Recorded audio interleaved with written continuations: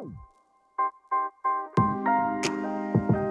everyone, so the first video of the downswing now, I've turned off the quad. I don't want you guys to worry about the result too much right now as we build the swing.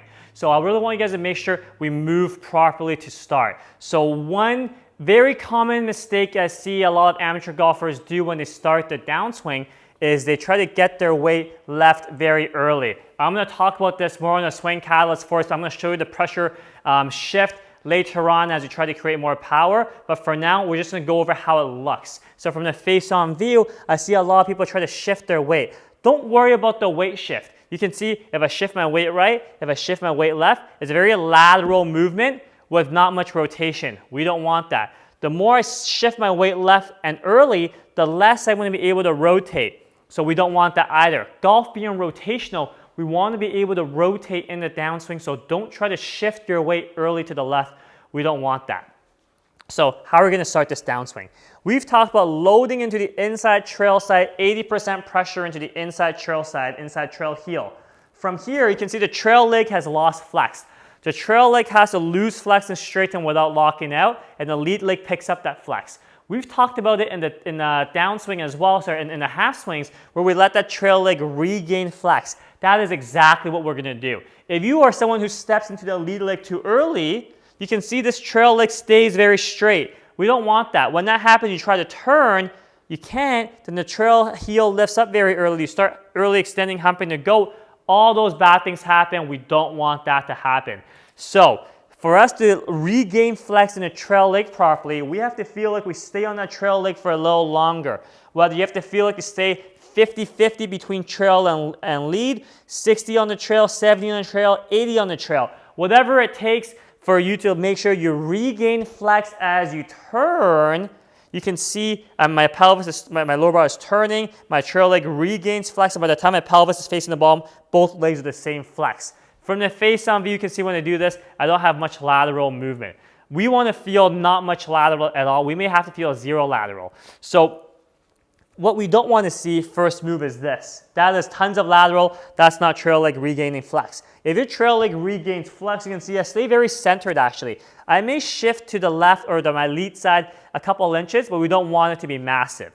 So how we start this downswing, how does the leg shift work is we let the trail leg lose flex, then the trail leg will regain flex as the left leg gets out of the way. Left leg getting out of the way, not going towards the target in a lateral fashion. We want the left leg going around out of the way, so you can see tons of rotation from the down the line view. You see my lead butt cheek, my back of my lead leg, the back of my lead back. We want rotation. The amount of lead butt cheek, lead leg, lead back you see will vary depending on how much rotation you can do, but we want to have some rotation at the very least in the downswing, and more often than not, you guys will benefit from increasing your rotation more, and this is how we do it. So how we're going to do this is this. From the top of the backswing, trail leg regains flex as the lead leg gets out of the way, and all we do is try to do that to start the downswing. Let's try. Usually, if you're someone who struggles with this, you will do this. You will step into the lead leg first to hit. This is what it will look like. You can see I'm falling over towards my toes because when I step into my lead side, typically people step into the lead toes, there's not much rotation. Now we're going to do it the suggested way here, where we try to let the trail leg regain flex as the lead leg gets out of the way. I'm going to do that to start the downswing.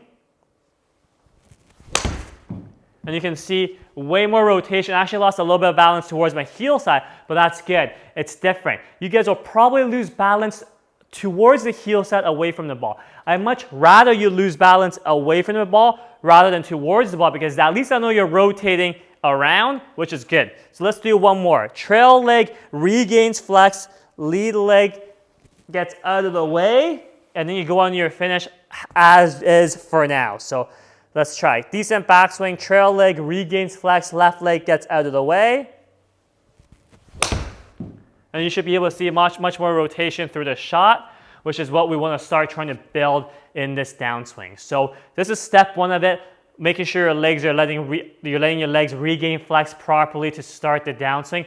Whatever happens after that for now will happen. We're still building a lot of the steps into building this big picture for everyone, but this is how we want to start the downswing first in this first video of the downswing, making sure you guys know how the legs should regain flex and change flex as you start the downswing. So let's try that out. Video yourself. Make sure you let that trail leg regain flex as the lead leg gets out of the way, so to help you rotate so that you don't step into the lead side too early. So check that out, guys. Try it out. Check it out for yourself, and we'll see you in the next video.